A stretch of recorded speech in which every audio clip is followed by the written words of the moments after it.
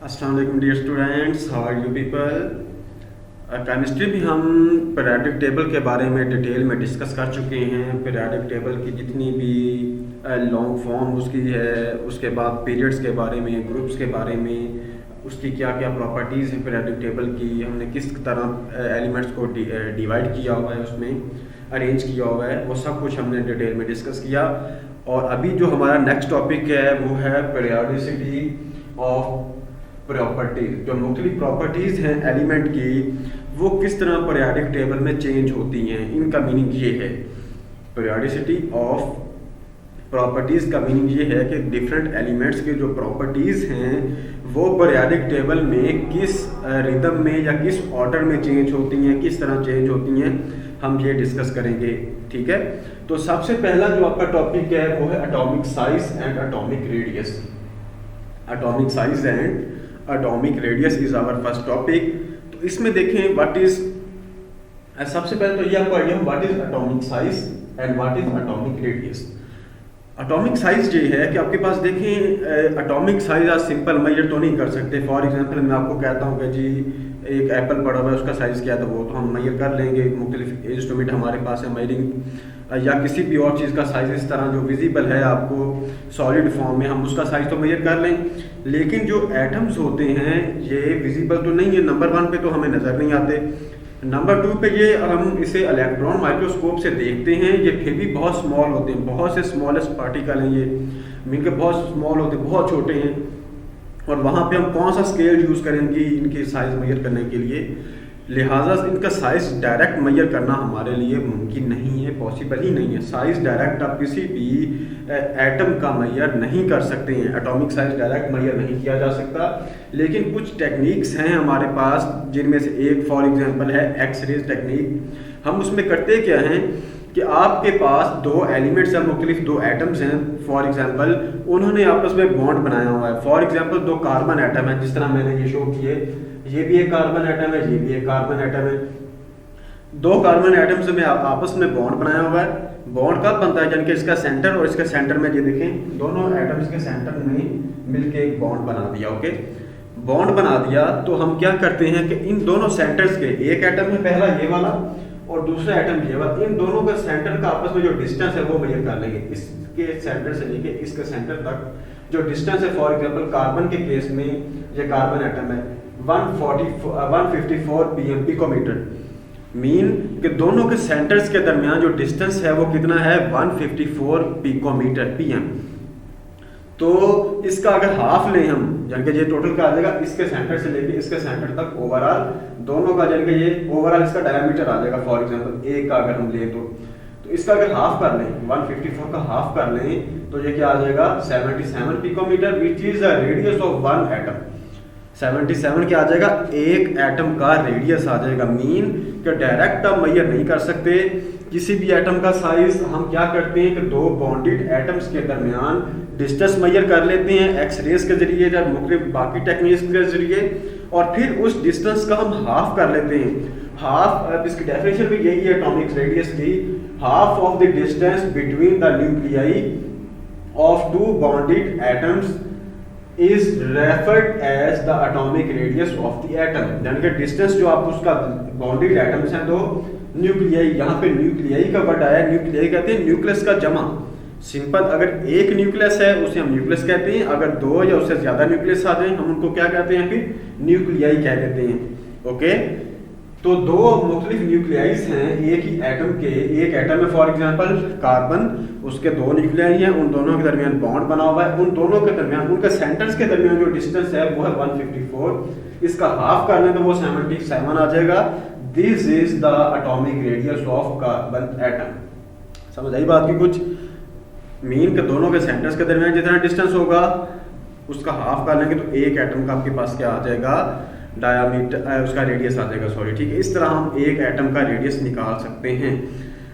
इसके बाद हमने जो बेसिक यहाँ पे चीज़ डिस्कस करनी है वो ये डिस्कस करनी है कि अगर हमने पीरियोडिक टेबल में बेसिकली दो चीज़ें डिस्कस की हैं। पीरियोडिक टेबल में दो चीज़ें हम डिस्कस करते हैं, एक करते हैं पीरियड, दूसरा था हमारे पास ग्रुप। पीरियड क्या होते हैं लेफ्ट टू राइट इस तरह, ग्रुप्स क्या होते हैं टॉप टू बॉटम इस तरह।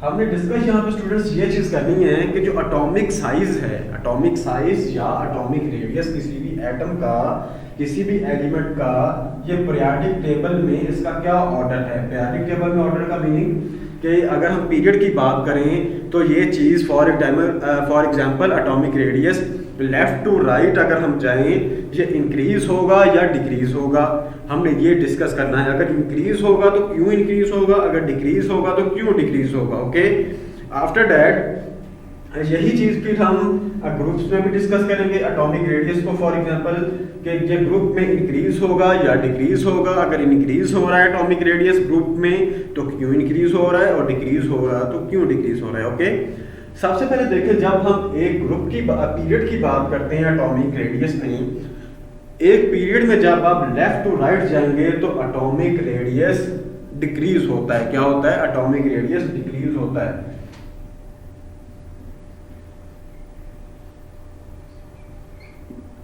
डिक्रीज इस तरह होता है, फॉर एग्जांपल सबसे पहला आपके पास ग्रुप है, आप जैसे देखें दूसरे ग्रुप में या किसी भी ग्रुप में, फॉर एग्जांपल आप देखें यहाँ पे सेकंड पीरियड की बात, सॉरी पीरियड की बात हम कर रहे हैं, मुंह से ग्रुप निकल गया। सेकंड पीरियड है जिसमें लिथियम आपके पास पहला एलिमेंट है जिसका एटॉमिक साइज आपके पास है, एटॉमिक रेडियस वो है 152, ठीक है। और जो दूसरे नंबर पे है बेरिलियम उसका 113 आ जाता है, तीसरे पे है बोरॉन उसका 88 आ जाता है, लास्ट पे है नियॉन जिसका 69 आता है। इट मीन्स कि जब आप लेफ्ट टू राइट जा रहे हैं तो क्या हो रहा है, पीरियड में एटॉमिक रेडियस डिक्रीज हो रहा है। डिक्रीज क्यों होता है, क्वेश्चन ये है कि why the atomic radius in a period of a periodic table decreases. Decrease होने का रीजन ये है कि जब आप देखें लेफ्ट टू राइट मूव कर रहे हैं एक पीरियोडिक टेबल के पीरियड में तो किसी भी एलिमेंट का जो एटॉमिक नंबर है वो इंक्रीज हो रहा है। एटॉमिक नंबर इंक्रीज होने का क्या मतलब है कि उसमें नंबर ऑफ इलेक्ट्रॉन भी ऐड हो रहे हैं और नंबर ऑफ प्रोटॉन भी ऐड हो रहे हैं। नंबर ऑफ प्रोटॉन भी इंक्रीज हो रहे हैं, नंबर ऑफ इलेक्ट्रॉन्स भी इंक्रीज हो रहे हैं। जब एक एलिमेंट न्यूट्रल फॉर्म में पड़ा यानी कि उसके ऊपर कोई आयन नहीं है, पॉजिटिव और नेगेटिव आयंस नहीं बने हुए, समझ आ गई बात की। इट मीन्स का अगर आपके पास लिथियम है फॉर एग्जांपल जिसका एटॉमिक नंबर आपके पास 3 है, उसके न्यूक्लियस में 3 प्रोटॉन है। उसके बाद हम बेरिलियम की बात करते हैं जिसके न्यूक्लियस में 4 इलेक्ट्रॉन है, उसके बाद बोरॉन जिसमें 5 है। इस तरह आप आगे बढ़ते जाएं तो नंबर ऑफ प्रोटॉन्स बढ़ते जाएंगे। लेकिन आप ये देखें कि फॉर एग्जांपल ये लिथियम की मैं बात कर रहा हूँ, उसके प्रोटॉन 3 है और इसमें इलेक्ट्रॉन भी एक शेल है। फॉर एग्जांपल फर्स्ट वाइज में 2 इलेक्ट्रॉन होते हैं, दूसरा इलेक्ट्रॉन इसमें एक इलेक्ट्रॉन आ जाएगा, जैसे ये लिथियम का मैंने कहा, ठीक है।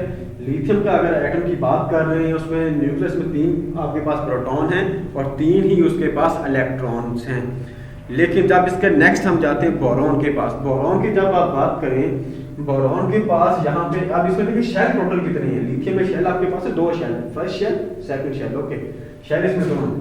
जब हम बोरॉन की बात करते हैं, बेरिलियम 4 जिसका एटॉमिक नंबर है, इसमें देखिए जहां पे क्या आ जाएगा, प्रोटॉन 4 आ जाएंगे और इलेक्ट्रॉन भी कितने आने चाहिए, 4 आने चाहिए, तो एक वो एक 4 इलेक्ट्रॉन आ जाएंगे। इसमें कोई नया शेल ऐड हुआ है, यहाँ पे नया शेल ऐड नहीं हुआ, शेल 2 ही हैं, सिर्फ उसी दूसरे शेल में एक इलेक्ट्रॉन और ऐड हो गया, न्यूक्लियस में प्रोटॉन एक और ऐड हो गया। हुआ ये कि अब शेल क्योंकि उतने ही है, नंबर ऑफ प्रोटॉन्स इंक्रीज हो गए, शेल उतने ही रहे हैं, नंबर ऑफ प्रोटॉन्स इंक्रीज हो गए हैं, इसलिए जो अट्रैक्शन है, क्योंकि प्रोटॉन ने इलेक्ट्रॉन्स को अट्रैक्ट करना है, तो इनकी अट्रैक्शन क्या हो जाएगी, बढ़ जाएगी। प्रोटॉन्स क्योंकि बढ़ गए हैं तो क्या हो जाएगा, प्रोटॉन्स के बढ़ने से जो इलेक्ट्रॉन बाहर पड़े हुए हैं, बाहर वाले शेल्स में रिवॉल्व कर रहे हैं, तो अट्रैक्शन की क्या हो जाएगी, बढ़ जाएगी। अट्रैक्शन प्रोटॉन फॉर एग्जांपल पहले प्रोटॉन 3 थे, अभी प्रोटॉन 4 हो गए, इलेक्ट्रॉन चाहे 4 है लेकिन शेल तो 2 ही है ना। अब इजीली उनको ग्रिप जाने के लिए ग्रिप और भी बढ़ जाएगी, इसलिए थोड़ा सा इलेक्ट्रॉन जो आपके पास है एलिमेंट है वो थोड़ा सा और सुकड़ जाएगा, ठीक है। पहले ओपन था फिर थोड़ा सा और सुकड़ जाएगा, अगर इलेक्ट्रॉन और उसमें प्रोटॉन और ऐड हो जाएंगे और सुकड़ जाएगा। इसी तरह इसीलिए जब आप लेफ्ट टू राइट मूव करते जाते हैं तो क्योंकि उसमें नंबर ऑफ प्रोटॉन्स ऐड होते जा रहे हैं, नंबर ऑफ प्रोटॉन्स के ऐड होने की वजह से शेल नया ऐड वहां पे नहीं होता। नया अगर शेल भी ऐड हो तो फिर उनका साइज़ इंक्रीज हो। शेल ऐड होता नहीं है, सिर्फ और सिर्फ आपके पास जो है नंबर ऑफ प्रोटॉन्स ऐड हो रहे हैं, इलेक्ट्रॉन जो आ रहे हैं वो उसी शेल में ऐड होते जाते हैं, इसीलिए वहाँ पे जो उसका साइज़ है वो क्या होगा, डिक्रीज होता जाएगा। आफ्टर डैट जब हम ग्रुप की बात करते हैं स्टूडेंट्स, तो ग्रुप में हमारे पास ये रिदम होता है कि ग्रुप में एटॉमिक साइज जो है या एटॉमिक रेडियस जिसकी हम बात करते हैं, इट इंक्रीजेस। जब हम ऊपर से नीचे आते हैं एक ग्रुप में टॉप टू बॉटम, तो आपके पास क्या हो रहा होता है, उसका जो एटॉमिक रेडियस है वो इंक्रीज हो रहा होता है। इंक्रीज किस तरह होता है, फॉर एग्जांपल आप इसमें पहले ग्रुप की बात करें, फर्स्ट ग्रुप जिसका पहला हाइड्रोजन है, दूसरा लिथियम है, तीसरा सोडियम है। लिथियम का एटॉमिक साइज मैंने आपको बताया 152, सोडियम का 186, पोटाशियम का 227, रेडियम का 248 और सीजियम का 265। मीन कि उसका atomic size Aahista Aahista increase होता जा रहा है नीचे की तरफ। अब उसमें क्या होता है, उसकी रीज़न ये है कि फॉर एग्जांपल लिथियम की जब हम बात कर रहे थे, इसी एग्जांपल को यहाँ पर देखें स्टूडेंट, अभी फिर यहाँ पे लिथियम मैं लिख रहा हूँ। लिथियम का तो आपके पास 3 एटॉमिक नंबर है, 3 ये इलेक्ट्रॉन में 3 लिथियम बना हुआ, ठीक है। उसके बाद जो आपके पास नेक्स्ट आ रहा है एलिमेंट वो है सोडियम। सोडियम का एटॉमिक नंबर होता है 11।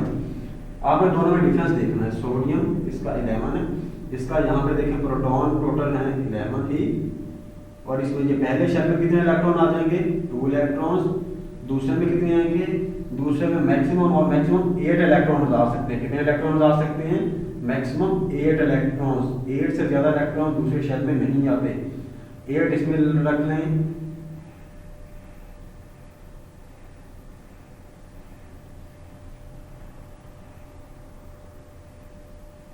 और 8, ठीक है, 8 ये सेकंड शेल में आ गए, और फर्स्ट शेल में कितने थे, 2, 8 और 2 कितने बन गए, 10। सॉरी, इसका एटॉमिक नंबर 11 होता है सोडियम का, और इसका टोटल एटॉमिक नंबर कितना है, 11। सोडियम का एटॉमिक नंबर है 11, और इसमें हमने 10 इलेक्ट्रॉन रख ली। एक इलेक्ट्रॉन मीन के इसमें और आएगा, एक इलेक्ट्रॉन जब और आएगा तो वो नया शेल यहाँ पे बनेगा, ठीक है, शेल नया बनेगा।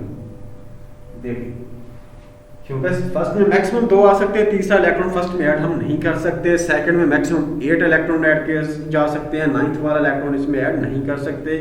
अब थर्ड वाला आ गया, थर्ड में हमने देखें 1 इलेक्ट्रॉन ऐड कर दिया, ओके।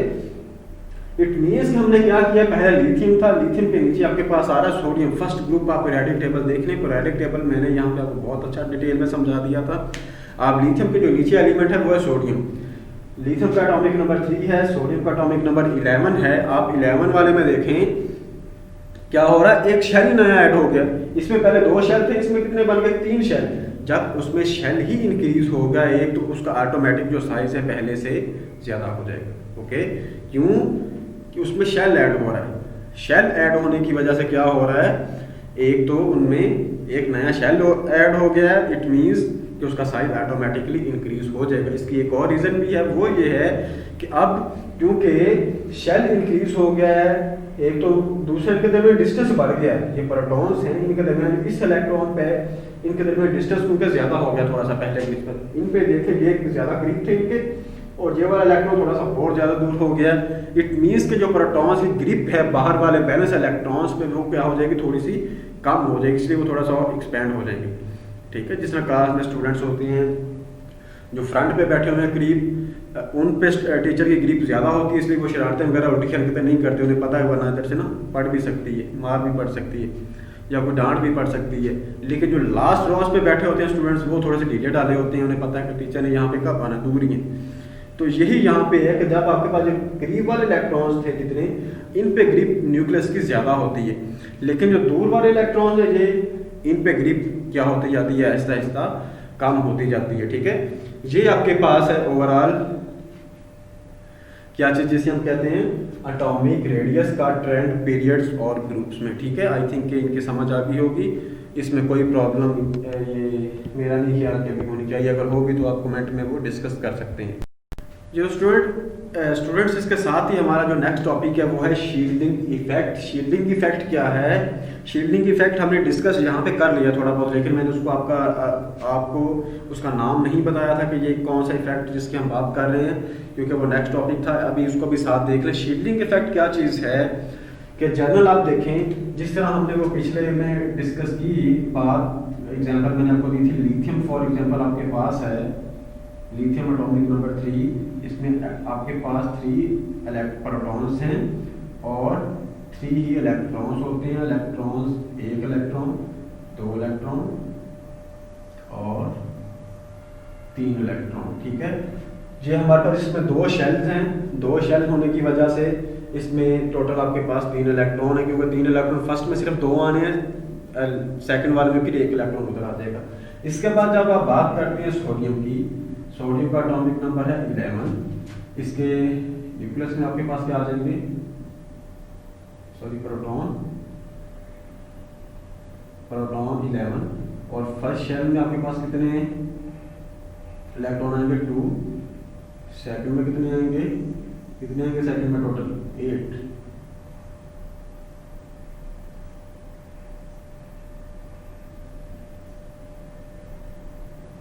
ठीक है, 8 इलेक्ट्रॉन सेकंड में आ गए और 1 इलेक्ट्रॉन जो बाकी बच गया वो किधर चला जाएगा? वो लास्ट वाले शेल में चला जाएगा, ठीक है। ये हमारे पास स्ट्रक्चर बना हुआ है लिथियम का और वो वाला है सोडियम का, दोनों की स्ट्रक्चर मैंने बना दी है। अब यहाँ पे देखें, हमने बात की थी कि उसका साइज जो ग्रुप में वो इंक्रीज होता है। क्यों होता है? 2 रीजंस मैंने आपको बताए। दूसरी वाली रीजन ये थी कि जब नया शेल ऐड करते हैं तो जो प्रोटॉन है, न्यूक्लियस है, इसकी ग्रिप जो है वो वैलेंस शेल्स पे थोड़ी सी कम हो जाती है। कम क्यों होती है उसकी रीजन देखें कि देखें इसमें हमने पहले 2 शेल थे, सिर्फ इन्होंने सिर्फ न्यूक्लियस ने अट्रैक्ट करना था इस शेल के इलेक्ट्रॉन्स को फर्स्ट वाले के, और दूसरे वाले शेल के इलेक्ट्रॉन्स को सिर्फ अपनी तरफ, ठीक हो गया। अब इसके बाद जो प्रोटॉन है इसमें क्योंकि हम शेल एक और ऐड कर रहे हैं, अब इस इलेक्ट्रॉन पे जो वैलेंस शेल में पड़ा हुआ है इस पे प्रोटॉन्स की ग्रिप थोड़ी सी कम होगी। ये जो इनर आपके पास शेल्स हैं, ये जो अंदर वाले 2 शेल्स पड़े हुए हैं, इनमें जो मौजूद हैं इलेक्ट्रॉन्स, इनकी वजह से। क्यों कि ये फॉर एग्जांपल जो ग्रिप है इलेक्ट्रॉन्स की, जो पॉजिटिव इलेक्ट्रॉन अट्रैक्ट करना है ना, तो अट्रैक्शन फोर्स है वो इन्हीं को लगती रहेगी। फॉर एग्जांपल ये वाले जो इलेक्ट्रॉन है ना फर्स्ट 2 शेल्स में, इन पे फोर्स ज़्यादा लगती रहेगी। जो बाहर वाले शेल है वहाँ पे जाते जाते फोर्स वैसे एंड हो जाएगी, बहुत कम फोर्स रह जाएगी, ठीक है। तो इसलिए क्या हो जाएगा, जो आपके पास जो लास्ट वाला बैलेंस इलेक्ट्रॉन है इस पे न्यूक्लियस की फोर्स क्या हो जाएगी? बहुत वीक हो जाएगी, बहुत कम फोर्स लगेगी इस पे। और इस इफेक्ट को क्या कहते हैं आप? शील्डिंग इफेक्ट कहते हैं। क्या इफेक्ट कहते हैं? Shielding effect. शील्डिंग इफेक्ट क्या है कि जो आपके पास जो वैलेंस शेल हैं, वैलेंस शेल्स पे जो न्यूक्लियस है उसकी फोर्स कम लगती है जैसे जैसे एटॉमिक साइज उसका बढ़ता जाता है एटम का। क्यों कि जो इनर ऑर्बिटल्स में आपके पास इलेक्ट्रॉन्स हैं वो फोर्स ज़्यादा ले लेते हैं, उन पे फोर्स ज़्यादा, अट्रैक्शन की फोर्स ज़्यादा लग जाती है, इसलिए जो वैलेंस शेल पे जाते जाते फोर्स थोड़ी सी वीक हो जाती है फोर्स, और वहाँ पे थोड़ी सी रिपल्शन मीन को उसके दरमियान डिस्टेंस शेल्स के फिर बढ़ जाता है। जो बाहर वाला शेल है वो थोड़ा सा दूर हो जाता है बाकियों से। क्यों? शील्डिंग इफेक्ट की वजह से, ठीक है। इस ओवरऑल आप चीज़ को क्या कहते हैं? Shielding effect. और इसी शील्डिंग इफेक्ट की वजह से एटम का एक का साइज थोड़ा सा इंक्रीज हो जाता है। तो स्टूडेंट्स आज के टॉपिक में हमने 2 चीज़ें डिस्कस की, एक एटॉमिक रेडियस और एटॉमिक साइज को डिस्कस किया है, दूसरा हमने शील्डिंग इफेक्ट को डिस्कस किया है। शील्डिंग इफेक्ट तो एक जनरल सी चीज़ है और ये शॉर्ट वगैरह में पूछा जा सकता है या कंसेप्चुअली आपको इसका आइडिया हो, लेकिन जो दूसरा हमने टॉपिक किया है एटॉमिक रेडियस वाला, it is a long question और इसको आपने अच्छी तरह प्रिपेयर करना है। अगर लॉन्ग आ जाता है आपने सबसे पहले एटॉमिक रेडियस या एटॉमिक साइज की डेफिनेशन बतानी है, उसके नीचे आपने ये बताना है कि एटॉमिक साइज और एटॉमिक रेडियस को हम मेजर नहीं कर सकते, क्या क्या टेक्निक्स हम यूज़ कर सकते हैं वो मैंने आपको बताई हैं। उसके बाद आप साइड पे डायग्राम उसकी बनाएं जो बनाई हुई थी उधर, और उसके बाद नीचे आप उसका एक्सप्लेनेशन दे दें थोड़ी सी। एक्सप्लेनेशन के बाद आप उसका लिखें trend in periods and trends in groups. Periods और ग्रुप्स में ट्रेंड देने के बाद उस लॉन्ग क्वेश्चन को एंड कर दें, ठीक है। तो ये था आज का पूरा टॉपिक। उम्मीद है कि आप लोगों को समझ आ गई होगी। Thank you very much.